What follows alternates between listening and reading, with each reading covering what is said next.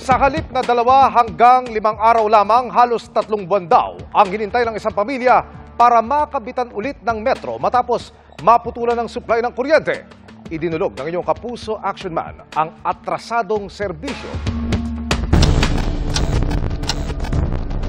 Papasok kami, gigising kami sa umaga, unang iniisip po namin kuryente kung magkakaroon na po ba. Gaano kahirap nga ba ang mawalan ng kuryente sa panahon ngayon?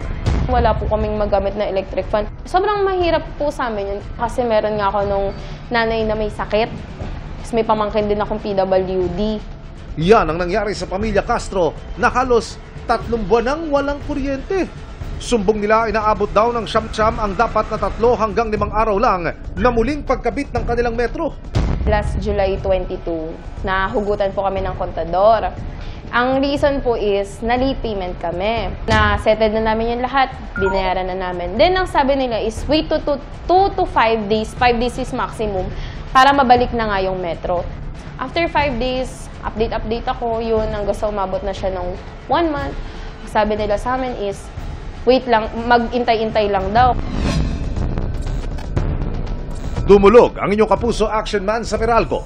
Paliwanag nila na antala ang pagbabalik ng serbisyo sa customer dahil sumabay daw ito sa isinagawang inspeksyon ng Meralco sa kanilang pasilidad. Kasama rito ang elevated metering center kung saan nakakabit ang metro ng pamilya Castro. Mahalaga raw ito para matiyak na nasa maayos na kondisyon ng mga pasilidad para sa kaligtasan ng publiko. Sa ngayon ay nakapag-ugnayan na ang Meralco sa customer at naibalik na rin ang kanilang kuryente. Sobrang laking tulong po kasi po, kung hindi nang dahil sa inyo, wala pa rin po kaming kuryente hanggang ngayon.